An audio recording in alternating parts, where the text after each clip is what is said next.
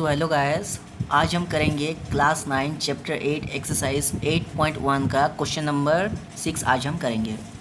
क्या है question number 6 में? देखो क्या बोला है हमें क्वेश्चन नंबर 6 में। Diagonal AC of a parallelogram A B C D bisect angle A. क्या बोला है हमें यहाँ पे दिया गया है कि डायगोनल एक पैरेललोग्राम हमें दिया गया है जो जिसका नाम है ए बी सी डी एक पैरेललोग्राम दिया गया, उस पर ए सी एक क्या है डायगोनल्स है जो कि बाइसेक्ट करता है एंगल ए को। बाइसेक्ट मतलब किसी भी चीज़ को दो इक्वल हिस्सों में बांटना, मतलब एंगल ए को बाइसेक्ट क्या है एसी ने, तो उसको क्या क्या एंगल ए को दो इक्वल हिस्सों में डिवाइड कर दिया, मतलब डी ए सी जितना है सी ए बी एंगल भी उतना ही होगा। तो हमें प्रूव क्या करना है, so that it bisect angle C. तो हमें जो एंगल सी है, एंगल सी को भी ए सी बाइसेक्ट क्या बोल के हमें प्रूव करना है, मतलब D C A and A C B ये दोनों एंगल को भी हमें क्या करना है, इक्वल प्रूव करना है, फर्स्ट पॉइंट। और सेकंड पॉइंट में बताना है कि ए बी सी डी इचे रम्बस बोल के बताना है। अब देखिए यहाँ पे क्या दिया गया है, ए बी सी डी एक पैरेललोग्राम दिया गया, मतलब इसके चारों साइड्स एक दूसरे के साथ इक्वल हैं। पैरेललोग्राम मतलब अपोजिट साइड्स क्या होते हैं, इक्वल होते हैं और पैरेलल होते हैं, जैसे कि ए बी इक्वल है डी सी के साथ, ए डी इक्वल है सी बी के साथ। लेकिन रम्बस में क्या करना है, उसके एडजेसेंट साइड जैसे कि ए डी ए बी के साथ इक्वल करना है हमें, डी सी सी बी के साथ हमें इक्वल करना है, तभी हम कह सकते हैं कि ये जो ए बी सी डी जो फिगर है क्वाड्रिलेटरल है, ये एक रम्बस है बोल के हम कह सकते हैं। तो यहाँ पे देखो दोस्तों, ए बी सी डी एक पैरेललोग्राम हमें दिया गया है, जिसका क्या है, पैरेललोग्राम में क्या होता है, ए बी इक्वल है सी डी के साथ एंड ए डी इक्वल है बी सी के साथ। यहाँ तक कंफर्म पता चला। उसके बाद क्या है, A C bisect angle A C bisect क्या एंगल है, जिसके लिए angle 1 is equal to angle 2 हो गया। हमें प्रूव करना है ए सी बाइसेक्ट एंगल सी, ये हमें प्रूव करना है। अभी देखो किसी भी दो ऐसे पैरेलल लाइंस में अगर कोई ट्रांसवर्सल इंटरसेक्ट करता है उन दोनों को, तो क्या होते हैं, उसके जो अल्टरनेट इंटीरियर एंगल होते हैं, जैसे कि एंगल 1 हो गया, एंगल 2, ये दोनों इक्वल होंगे, एंगल 3 एंगल 4 के साथ इक्वल होते हैं, angle 1 equal to angle 2, angle 3 equal to angle 4। उसके अल्टरनेट ये क्या है, ये इसके अल्टरनेट इंटीरियर एंगल हैं। किसके अल्टरनेट इंटीरियर एंगल हैं, ये दोनों पैरेलल लाइंस के, क्योंकि ये एक ट्रांसवर्सल है जो इंटरसेक्ट करता है इन दोनों पैरेलल लाइंस को, L1 और ये L2 को इंटरसेक्ट करता है। हो गया। तो यहाँ पे DC और AB क्या है, दो पैरेलल लाइंस है, और AC को हम ट्रांसवर्सल ले सकते हैं जो क्या करता है, इंटरसेक्ट करता है इन दोनों पैरेलल लाइंस को, बराबर। तो यहाँ पे मैं नाम दे रहा हूँ एंगल 3 और एंगल 4। तो यहाँ पे मैंने नाम दिया एंगल 3 और एंगल 4। हो गया। अब यहाँ पे देखो DC पैरेलल टू AB, इन दोनों में देखो अल्टरनेट इंटीरियर क्या है, angle 1 equal to angle 4, angle 2 equal to angle 3। ये क्या है, alternate interior angle of DC and AB, बराबर। ये दोनों क्या है, अल्टरनेट इंटीरियर एंगल्स हैं। उसके बाद क्या दिया हमें, एंगल 1 इक्वल टू एंगल 2, ये हमें क्या दिया है, गिवन है। ये हमें एंगल 1 इक्वल टू एंगल 2 हमें गिवन दिया है। अब एंगल 1 एंगल 4 के साथ इक्वल है और एंगल 2 एंगल 3 के साथ इक्वल है, तो इसके जगह पे हम एंगल 4 और इसके जगह पे हम एंगल 3 हम लिख सकते हैं, बराबर।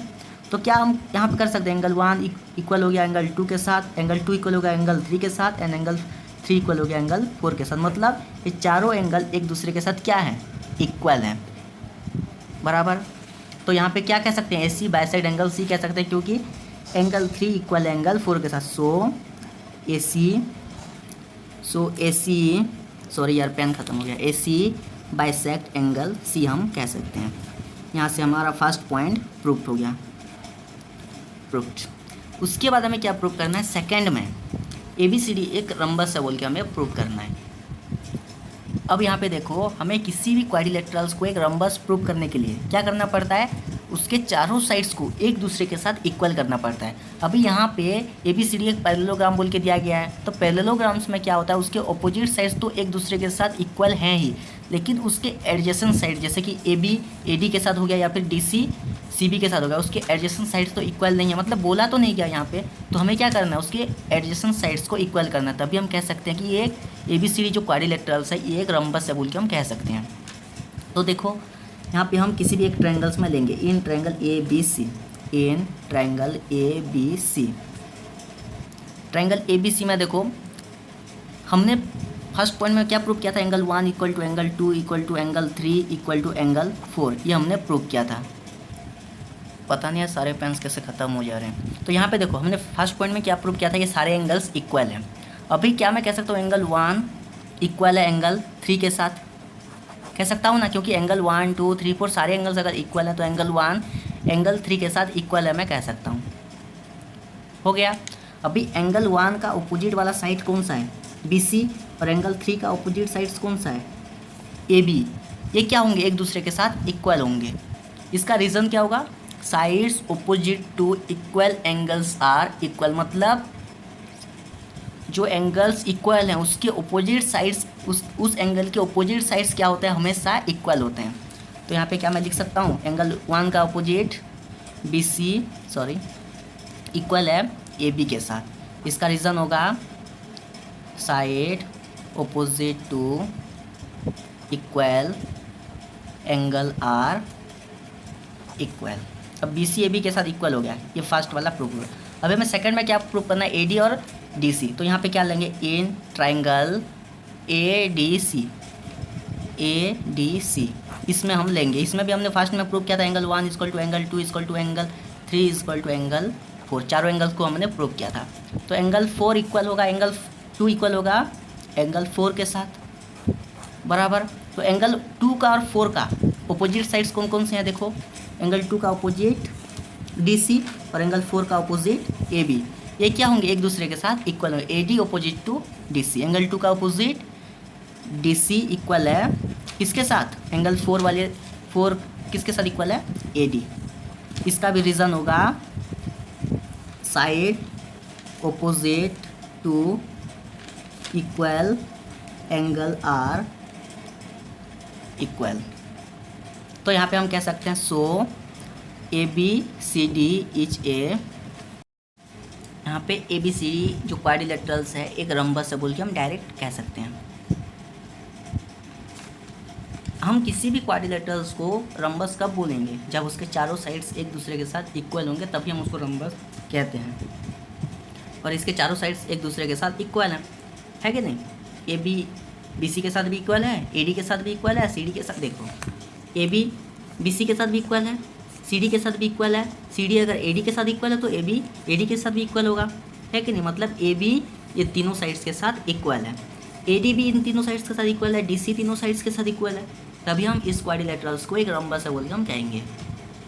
यहाँ पे क्वेश्चन नंबर 6 हमारा खत्म होता है। नेक्स्ट हम करेंगे क्वेश्चन नंबर 7 एक्सरसाइज 8.1 का।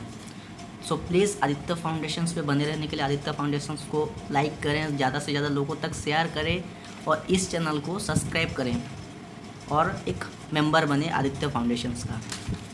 इसमें बहुत सारे क्वेश्चंस, मतलब हम रोज़ हर दिन कम्युनिटी टैब पे लाखों हज़ारों तो नहीं, लेकिन 10 से 15 क्वेश्चंस हम डेली बेसिस पे हम 10 से 15 क्वेश्चंस हम डालते हैं। वो चाहे बैंकिंग का हो गया, RRB का हो गया, मतलब हर एक कम्पिटिटिव एग्ज़ाम के हर एक क्वेश्चंस हम डालते हैं।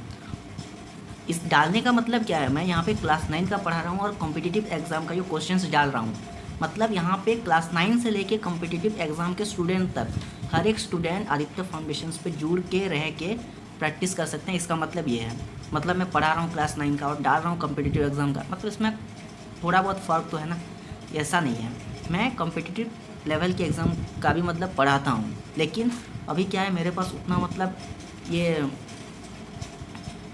फैसिलिटी नहीं है कि मैं हर चीज़ को एक साथ बना सकूँ।